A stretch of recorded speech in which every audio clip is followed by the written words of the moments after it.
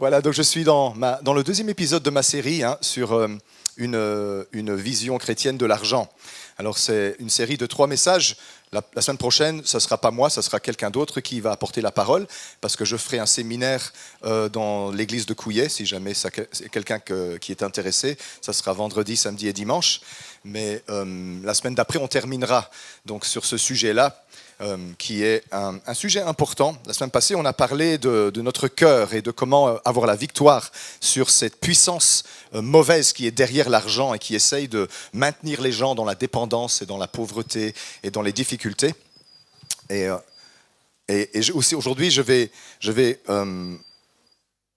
attendre que l'appareil auditif il arrête de crier. Coupe-le, hein. Coupe l'appareil. Bah oui, mais nous on entend qu'il crie. Donc le titre pour aujourd'hui, c'est Mettre Dieu vraiment en premier.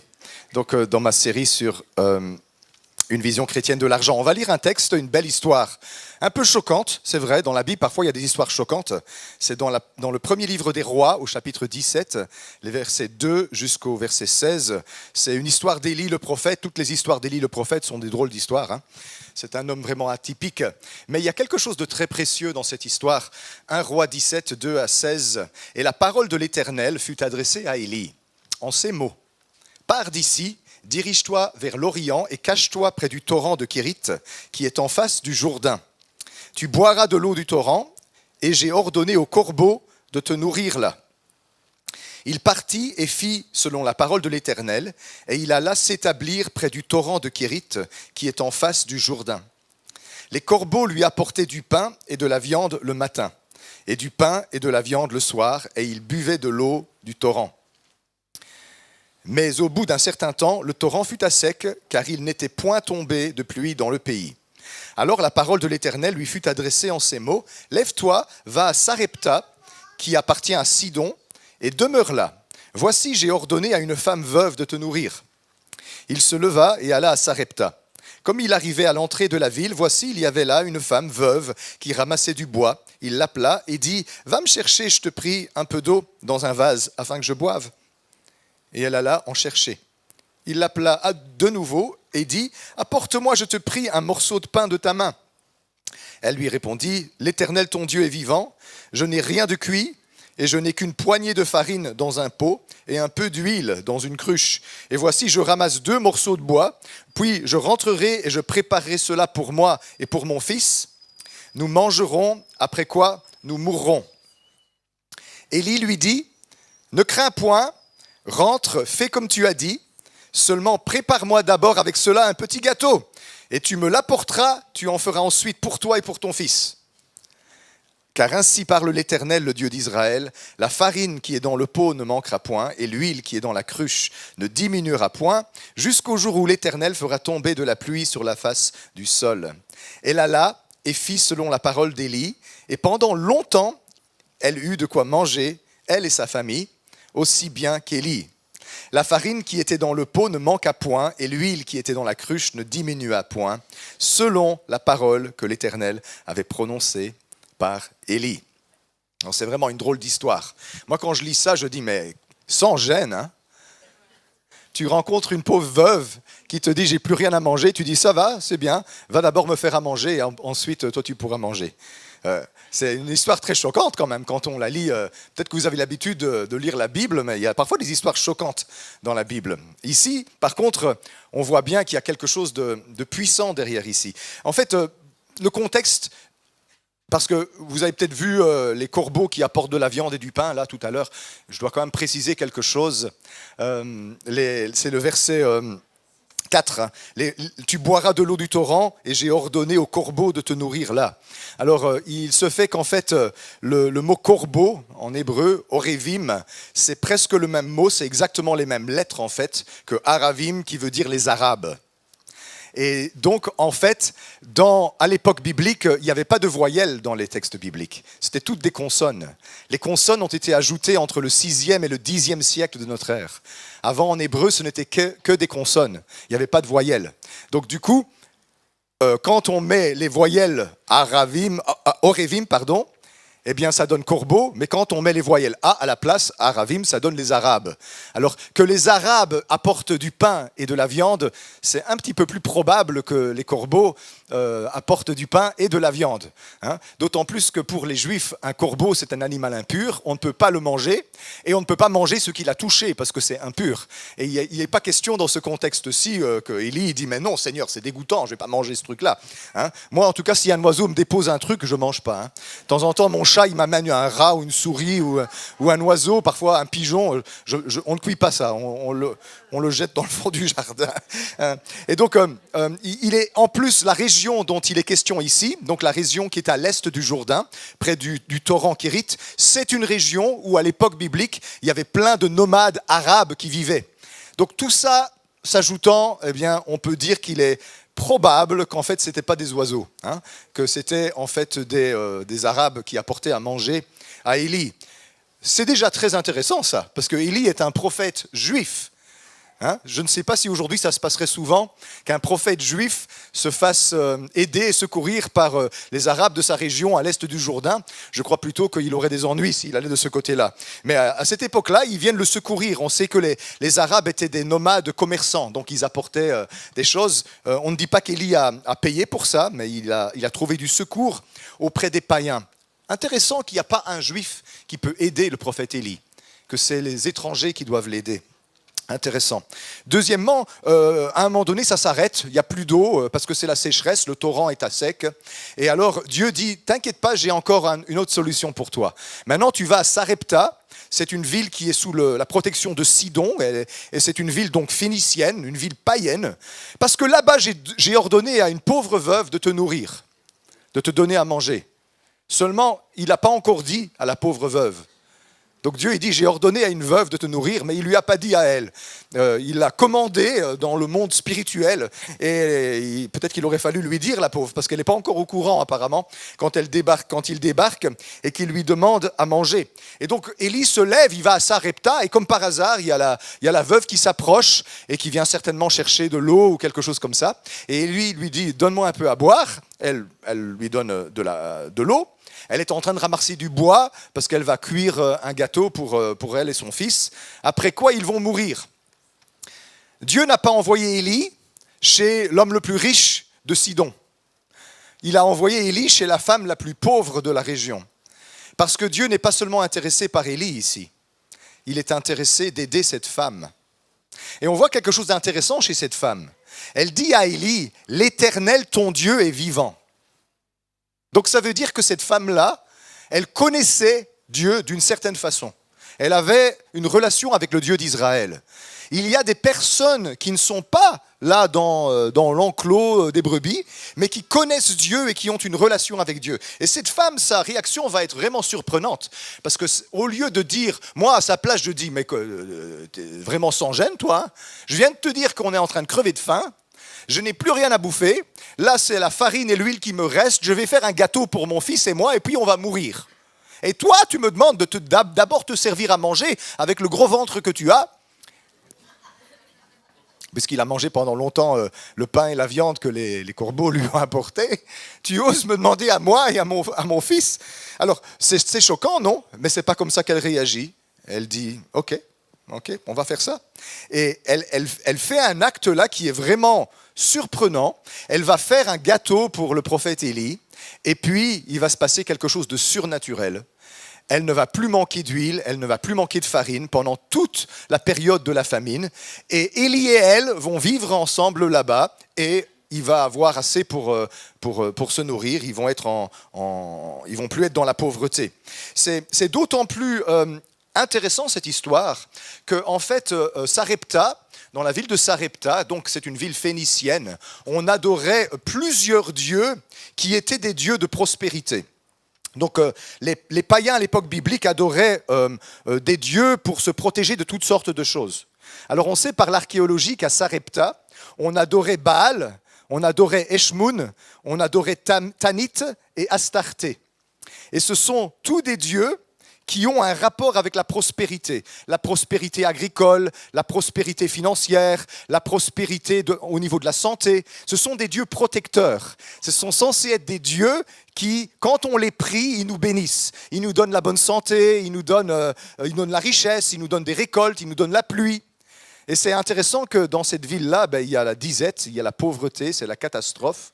Parce que ni Baal, ni Eshmoun, ni Tanit, ni Astarté n'ont répondu aux prières. Il y a la sécheresse, il y a la difficulté, il n'y a plus rien à manger. Et cette veuve, elle se retrouve dans une situation de précarité vraiment grave, puisqu'elle est au point de dire « je vais mourir, on va mourir, on n'a plus rien ». Après ça, c'est terminé. Et Jésus va d'ailleurs faire une allusion à ce texte-là. Dans l'évangile de Matthieu, au chapitre 10, versets 41-42, Jésus va parler de cet épisode. Il va dire « Celui qui reçoit un prophète en qualité de prophète recevra une récompense de prophète. Et celui qui reçoit un juste en qualité de juste recevra une récompense de juste. Et quiconque donnera seulement un verre d'eau froide à l'un de ses petits, parce qu'il est mon disciple, je vous le dis en vérité, il ne perdra pas sa récompense. » Ça fait référence à cet épisode-là. Et parce que cette veuve, qui n'a rien, va aider le prophète Élie dans sa mission, eh bien Dieu va faire un énorme miracle dans sa vie et elle va se retrouver dans la prospérité, elle va se retrouver dans une situation en tout cas d'aisance. Elle n'est plus dans la disette et elle ne va pas mourir, ni elle, ni son fils. La semaine passée, je vous avais dit que la clé pour pouvoir avoir la victoire dans nos situations financières, pour que nos finances échappent au pouvoir du diable qui cherche à nous maintenir dans la souffrance, dans la disette, dans la dépendance, dans la pauvreté, eh bien, c'est Matthieu 6, 33. « Cherchez premièrement le royaume de Dieu et sa justice, et toutes choses vous seront données par-dessus. » Je sens dans le cœur de plusieurs personnes, vous vous dites, qu'est-ce qu'il veut ? Il veut une offrande. Non, je ne veux pas d'offrande. J'ai tout ce dont j'ai besoin, je suis bien. Je ne suis pas en train de dire ça pour moi, je suis en train de dire ça pour nous tous. Parce que Dieu veut que ses enfants ne soient pas tenus par la puissance de l'argent. Vous avez remarqué que dans ce monde, plus on veut l'argent, plus l'argent nous échappe. Et on est maintenu dans une situation de dépendance où on souffre, on a des dettes, on n'arrive pas à joindre les deux bouts. On finit même parfois par faire des choses malhonnêtes pour essayer de joindre les deux bouts. Il y a des personnes qui fraudent, il y a des personnes qui volent, il y a des personnes qui mentent, il y a des personnes qui trichent pour à moitié rien du tout. Parce que dans ce monde, la puissance de l'argent est une puissance corruptrice. L'argent détruit les vies. Et Dieu ne veut pas qu'un chrétien soit sous le pouvoir de l'argent, il veut que l'argent soit sous le pouvoir du chrétien. Ça ne veut pas dire qu'on doit être tous en Ferrari avec une villa à 500 000 euros. Ce n'est pas l'évangile de prospérité, ça c'est un faux évangile. Mais un chrétien qui marche avec Jésus, c'est un chrétien qui sait diriger sa maison selon les principes de Dieu et qui a l'argent sous son pouvoir, qui n'est pas contrôlé par ses finances. Quand on a des dettes, on est contrôlé par les huissiers. On est contrôlé par le rouge sur la carte de crédit. On est contrôlé par l'anxiété que l'on a. Comment on va faire ? Comment on va faire ? C'est une question que beaucoup de personnes se posent. Dieu désire qu'un enfant de Dieu il soit libre de ces considérations-là. Et le secret divin pour l'être, et je ne dis pas ça comme ça, c'est quelque chose qu'on met en pratique nous-mêmes depuis 30 ans et plus, on met ça en pratique dans notre vie. Cherchez premièrement le royaume de Dieu et sa justice, et toutes choses vous seront données par-dessus. C'est ça la clé de ce texte. Parce qu'en fait, Élie ne lui demande pas à elle de lui faire un petit gâteau en premier, parce que c'est un vilain profiteur. Il est en train de la faire entrer dans le principe de mettre le royaume de Dieu en premier. Alors quand on a plein, qu'on déborde, que les greniers sont remplis, quand Dieu dit « Est-ce que tu ne veux pas faire quelque chose pour moi ?» On dit « Oui Seigneur, je suis dans l'abondance, allons-y ». Mais quand on est dans la pauvreté, dans la disette et dans la difficulté, de mettre Dieu en premier, ce n'est pas facile. Parce que là, il faut avoir la foi.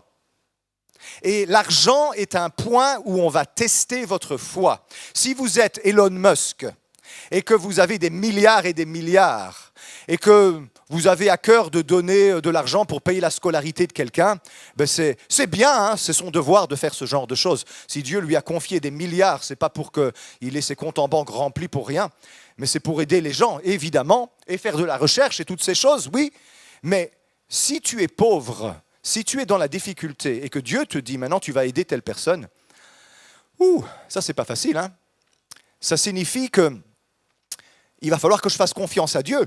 Parce que si je donne à quelqu'un ce dont moi j'ai besoin, de la part de Dieu, je vais devoir avoir confiance que Dieu va continuer à m'alimenter et à me donner ce dont j'ai besoin pour ma famille et moi, mais aussi pour donner à cette personne. Ça m'est déjà arrivé plusieurs fois où je rencontre dans les voyages missionnaires quelqu'un qui est malheureux, qui ne peut pas avancer dans la vie parce qu'il n'y a pas d'argent là où il se trouve et qui est très pauvre. Et puis Dieu me dit, tu vas lui payer sa scolarité, tu vas lui payer ses besoins pour qu'il ait ça. Et puis moi je dis, Seigneur, mais moi je n'ai même pas cette somme-là. Je ne peux pas lui donner, je ne l'ai pas. Et puis je me suis rendu compte qu'en fait, Dieu ne me dit pas que je dois aider ces gens-là parce que j'ai cet argent, mais parce qu'il va me donner cet argent pour que je puisse aider cette personne. Et il attend de moi d'être un canal de bénédiction. Alors si vous attendez d'avoir des richesses pour bénir quelqu'un, eh bien, vous allez donner de votre superflu, comme Elon Musk qui peut donner 20 000 euros et qui se dit, quand tu as, combien il a de milliards 400 milliards d'euros, le gars. Dit, Elon, tu ne veux pas nous acheter un beau bâtiment pour qu'on ait un peu plus de place ici? Pour lui, c'est rien. Mais n'empêche, c'est mieux qu'il le fasse qu'il ne le fasse pas. Hein, parce que Dieu, la Bible, elle dit que Dieu a créé le riche pour qu'il aide le pauvre. Donc, c'est déjà bien. Mais quand tu es pauvre et quand tu n'as pas les ressources et que Dieu te dit donne, eh bien là, c'est le moment où on va voir si ton Dieu, c'est l'argent ou si ton Dieu, c'est Dieu. C'est ce moment-là qu'on va le voir. Quand Dieu il dit donne ce que tu as besoin pour mon royaume et crois-moi, je vais m'occuper de toi. Beaucoup de fois, ça nous est arrivé, ça. Je demande toujours la permission à ma femme, au cas où j'entendrai mal, parce que moi je suis assez généreux, je donne. Et je dis, chérie, j'ai reçu que je devais donner autant pour telle œuvre, telle personne. Et puis je me dis, si ce n'est pas de Dieu, elle va me dire, mais t'es fou. Mais elle me dit, vas-y, fais-le. Elle m'a toujours dit ça, allez, vas-y, fais-le. Dieu t'a dit, fais-le. Je prends le moment de faire cette petite parenthèse. Dans un couple, on discute, hein. Je ne peux pas aller dire, tiens, je vais prendre l'argent qu'on a sur notre carnet de dépôt et je vais le donner à quelqu'un. Et puis je dis, au cas où, chérie, si tu ne vois plus l'argent, c'est parce qu'en fait, il est disparu. On discute, hein, on est messieurs là, hein, qui pensaient que vous avez le contrôle sur les sous. Là. Non, on est un couple, on discute. Et ça nous est arrivé souvent. Hein, il y a des fois, on était au début du mois, le Seigneur nous a dit, m'a dit, ce qu'il y a sur ton compte, tu vas l'envoyer à telle personne dans tel pays. Je dis, chérie, j'ai reçu qu'on devait donner tout ce qui nous reste à telle personne. Et puis je m'attendais à ce qu'elle dise, mais t'es fou, le loyer et tout ça, comment on va payer ça? Et elle me dit toujours, fais-le. Alors je l'ai fait. Et je peux vous dire que quand Dieu me dit de faire ça, c'est parce qu'il va me donner ce dont j'ai besoin pour le faire. Mais je dis, Seigneur, tu ne peux pas me le donner avant de le faire. Et Dieu dit, je pourrais, mais tu n'apprendrais pas la foi. Oui, si Dieu dit donne 1000 euros à tel orphelin ou telle personne qui est dans la souffrance et que tu ne les as pas, il faut un peu plus de foi que si tu les as et que tu peux te passer de cette somme-là.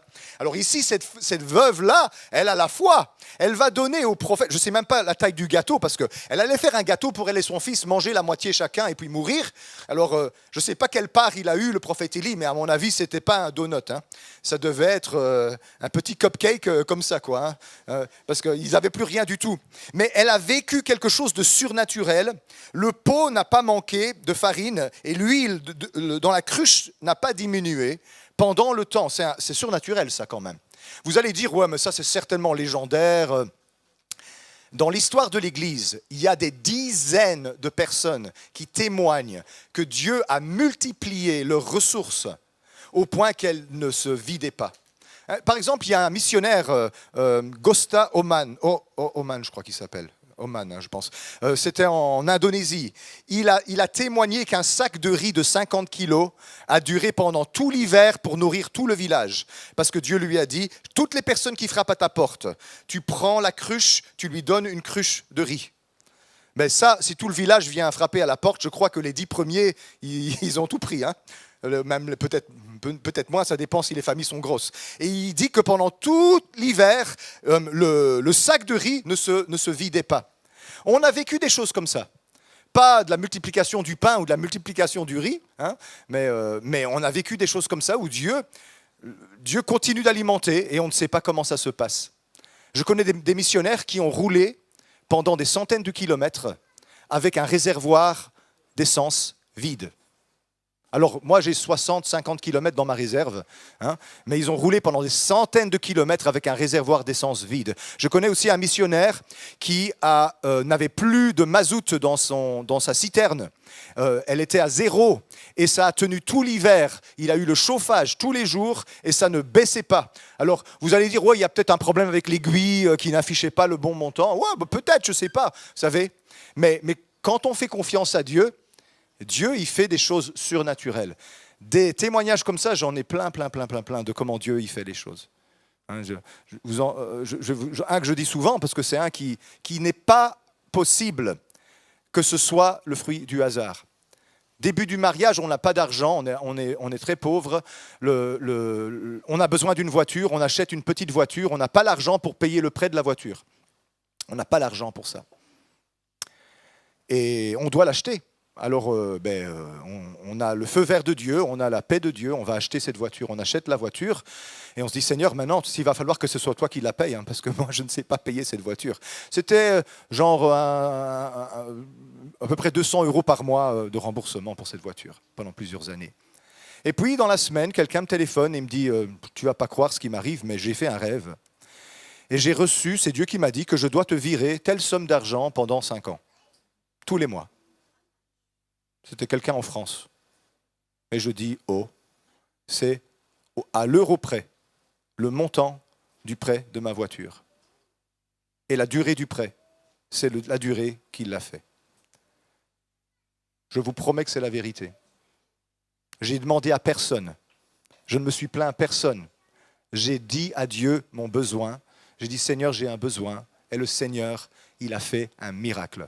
Alors, pour vous les mathématiciens, là, hein, quelle est la probabilité qu'un Français, il rêve le montant exact de mon prêt et la durée de mon prêt à moi?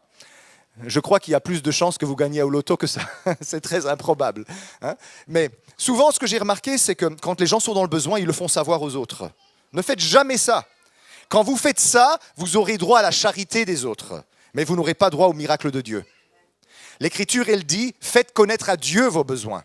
Dites à Dieu, Seigneur, j'ai un problème. Un truc que vous pouvez dire à Dieu, c'est Seigneur, moi je t'honore avec mon argent. Je te mets en premier dans ma vie. Aide-moi. Et vous allez voir, vous allez vivre des choses étonnantes avec le Seigneur. Mais premièrement, le royaume de Dieu et sa justice. Et vous allez voir des choses étonnantes. Les dieux de Sarepta, les dieux de l'argent, les dieux de la richesse, de la fécondité et de la prospérité, les Baals, les Eshmon, les Tanites et les Astartés n'ont rien pu faire pour la ville de Sarepta. Mais cette pauvre veuve qui croyait en Dieu et qui a mis le royaume de Dieu en premier, eh bien, elle a vécu quelque chose de formidable. L'Épître aux Hébreux, elle dit au chapitre 11 et au verset 6, « Sans la foi, il est impossible d'être agréable à Dieu, car il faut que celui qui s'approche de Dieu croit que Dieu existe et qu'il est le rémunérateur de ceux qui le cherchent. » En vieux français, le rémunérateur. J'aime bien qu'il a traduit comme ça parce que ça me permet de faire cette petite phrase. Est-ce que tu as confiance en ta rémunération ou en Dieu qui rémunère? Oui. Est-ce que tu as confiance en ton salaire? Est-ce que tu as confiance en tes revenus mensuels, en tes économies? Ou est-ce que tu as confiance au Dieu qui rémunère? Rémunérer, ça veut dire récompenser. Et il récompense qui? Il récompense ceux qui le cherchent, ceux qui s'approchent de lui et qui mettent leur confiance en lui. Ce n'est pas juste de croire à l'existence de Dieu. Hein. Beaucoup de gens croient à l'existence de Dieu. Peut-être que vous êtes là ce matin, vous croyez à l'existence de Dieu. Ça, ce n'est pas la foi, ça, c'est la croyance. On peut croire en Dieu et ne pas être chrétien. Le diable lui-même croit en Dieu. Les démons croient en Dieu. Ils le savent.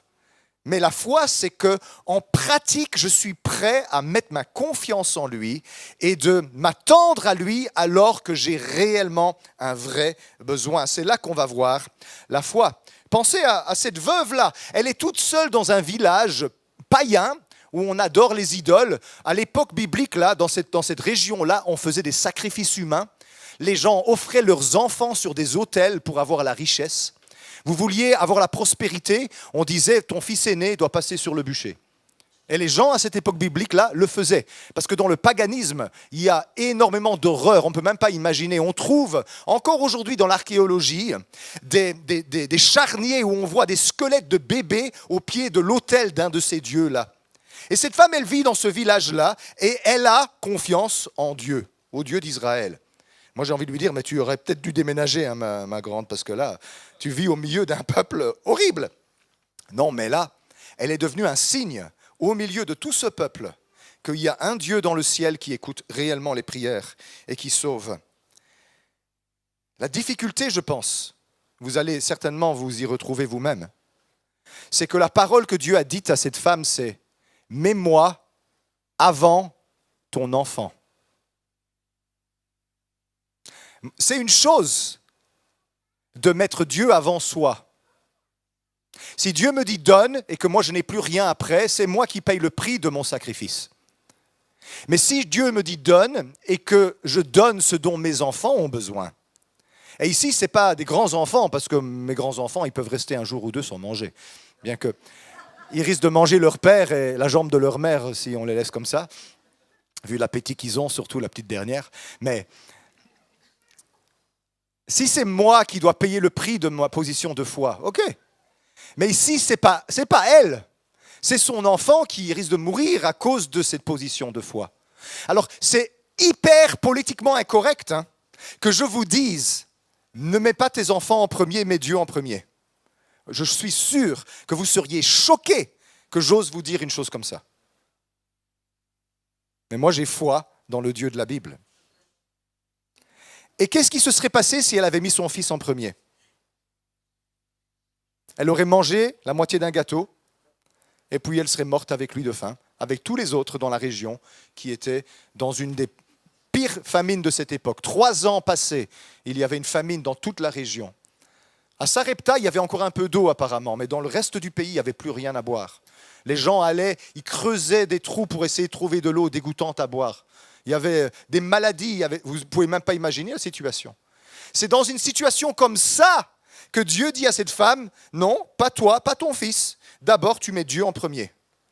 Ouf, pourquoi? Parce que Dieu, il essaye de mettre cette personne dans une posture de foi. Parce que sans la foi, il est impossible d'être agréable à Dieu et on ne peut rien recevoir de lui.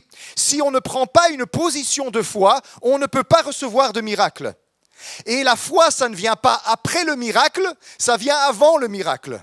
Si je dis je vais verser du vin, eh bien tu dois tendre ta coupe. S'il n'y a pas de coupe, le vin tombe par terre. Eh bien pareillement, si Dieu dit je vais intervenir, eh bien il a besoin de voir ta foi, c'est-à-dire cette position où tu lui fais confiance, parce que si tu ne lui fais pas confiance, tu vas chercher des secours à d'autres endroits plutôt qu'auprès de lui.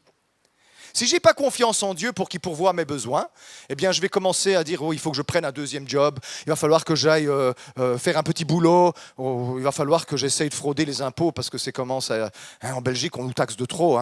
Et puis, si je suis commerçant, je vais monter mes prix, je vais commencer à ne pas déclarer tout ce que je gagne. Toutes ces choses-là que les gens font parce qu'ils n'ont pas confiance en Dieu, mais ils ont confiance en l'argent. Moi, je peux vous dire, soyez justes, faites ce qui est droit, respectez la loi, mettez Dieu en premier dans votre vie et vous verrez que Dieu va intervenir en votre faveur. Mais si vous ne le faites pas, remarquez que le Dieu de l'argent, il a mis ses griffes sales dans votre vie et qu'il est en train de détruire vos positions morales, votre éthique, vos valeurs. Vous êtes en train de vous compromettre. Vous dites, oh, les hommes politiques, ils nous volent, tous ces gens-là, ce sont des voleurs. Et puis nous aussi, là où on en est, on se retrouve en train de voler. Oui, mais moi, je vole à moitié rien, l'autre, il a volé des milliards. qui vole un œuf, vole un bœuf. Si vous étiez à sa position et que vous aviez des milliards, peut-être que vous auriez volé des milliards. Jésus dit, celui qui est fidèle en peu de choses est fidèle aussi dans les grandes choses. L'argent, quand il est notre Dieu, il nous pousse à la corruption. Je suis sûr, j'espère qu'il n'écoute pas les prédications parce que je sais qu'il n'est pas très croyant, notre ami Didier Renders. On attend toujours le verdict, hein. Moi j'attends cette histoire-là, je ne sais pas qu'est-ce qui se passe avec son dossier là. Il est riche, hein, un salaire comme lui. Il est riche, hein, et il recevait de l'argent de je ne sais où, et il allait à la librairie du coin acheter des tickets de loterie pour blanchir l'argent. On va dire supposé, c'est encore qu'un accusé, il n'est pas encore condamné, sinon il va porter plainte contre moi et je vais me retrouver à lui donner un peu de mon argent aussi. Présomption d'innocence, hein, jusqu'à preuve du contraire. Voyez, il est dans l'aisance, mais il y a quelque chose de pas net qui se passe là derrière. Oui, on vit dans un pays où il y a la corruption financière à plein d'égards, plein de niveaux. C'est comme ça dans tous les pays du monde, hein. La seule différence, c'est que dans nos pays à nous, c'est plus caché. C'est mieux dissimulé et c'est caché derrière des principes. Vous allez au Bangladesh, si vous ne mettez pas une enveloppe sous la table, vous n'avez rien. Vous allez chez le pharmacien, vous devez payer votre médicament. Il n'y a pas de mutuelle pour couvrir, hein. Là c'est full price, hein. Et puis il faut mettre une enveloppe sous la table, sinon il ne vous donne pas le médicament. Vous allez chez le médecin dans certains pays d'Europe de l'Est. Le médecin, soit il vous ausculte et il vous dit ce que vous avez, soit il vous donne des médicaments pour vous soigner, mais ça c'est en échange d'une enveloppe en dessous de la table. En plus de ses honoraires, hein, habituels. Hein. Oui, c'est comme ça. Partout sur la terre, il y a de la corruption. On en verra toujours. Comment se fait-il que l'on en voit parmi les enfants de Dieu ? Comment se fait-il qu'il y en a parmi les enfants de Dieu, les chrétiens, qui fraudent, qui trichent, qui mentent, qui volent ? Mais c'est simple. C'est que le Dieu de l'argent, il a ses griffes dans nos vies et on a besoin de le détrôner. Écoutez, c'est quelque chose que je mets en pratique. Et je ne dis pas ça pour mon intérêt. Moi, je m'en fiche. Moi, je suis content. Je suis satisfait. Je ne manque de rien. J'ai confiance au robinet divin. Si l'argent ne vient plus de l'horizontal, il vient du vertical. Je ne m'inquiète pas pour ça. Mais ce que je dis, c'est pour vous, c'est pour nous. Mettez le royaume de Dieu en premier. N'ayez pas confiance dans ce que vous avez, le pactole qui est caché là, quelque part. N'ayez pas confiance en ça. Jésus dit, les voleurs volent. Il suffit qu'un jour quelqu'un y vienne et qu'il découvre, et puis il emporte tout, ton beau collier en diamant qui vaut 20 000 €, il est parti. Et puis on pleure. Que ton trésor soit dans le royaume de Dieu, parce que Dieu, il s'occupe toujours de ses enfants. Il ne le laissera pas être dans la disette et dans la pauvreté. Même si tu es pauvre, surtout si tu es pauvre, c'est le moyen de redresser tes finances, de mettre le royaume de Dieu en premier. C'est un test de foi et c'est ce que le Seigneur, il attend de nous. Si tu dis, Seigneur, moi je suis dans des problèmes, je ne sais pas quoi faire avec mes sous, je suis dans l'embêtement, j'ai des dettes, je ne sais pas comment je vais faire. Seigneur, il dit, moi j'ai des projets pour toi. Des projets de paix, des projets de bonheur, des projets de prospérité. Oh, tu ne seras pas riche comme Elon Musk, mais je vais te donner suffisamment pour que tu puisses couvrir tous tes besoins et faire du bien autour de toi avec ça. Et surtout, je veux dégager ton cœur de l'inquiétude par rapport à l'argent. Parce que je veux que tu me serves avec un cœur léger et que tu ne sois pas handicapé par ces choses. Et tu dis, ah Seigneur, c'est chouette, merci Seigneur. Ok, tu crois ? Oui, je te crois Seigneur.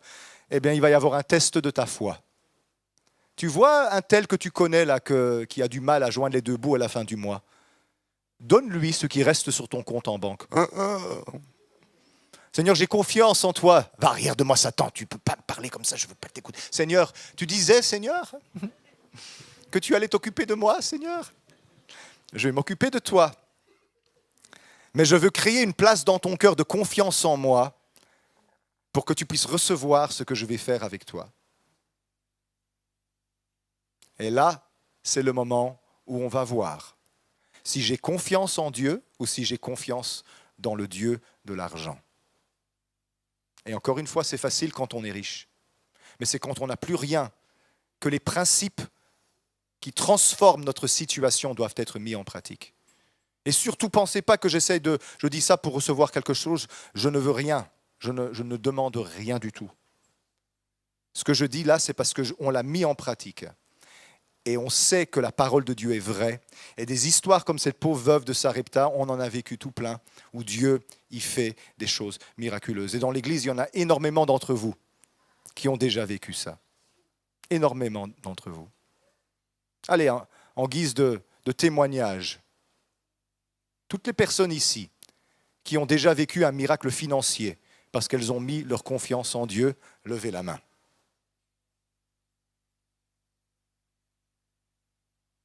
Vous avez vu ça? C'est un peu plus que la veuve de Sarepta et les corbeaux arabes du fleuve Kérit. Hein? On ne vous a pas demandé de mentir, hein? C'est la vérité. Dieu agit. Et je pense que c'est le domaine par prédilection, le domaine par excellence, où Dieu éprouve notre foi. Parce que dans ce monde, l'argent est une vraie divinité qui nous tient captifs. Ce n'est pas l'évangile de la prospérité américaine. Moi, je ne vais jamais vous dire « semez dans mon ministère et vous récolterez au centuple ». Vous n'aurez jamais ça. Parce que ce n'est pas vrai. Dieu n'a jamais promis que si vous donnez 50 €, vous allez recevoir 5 000 €.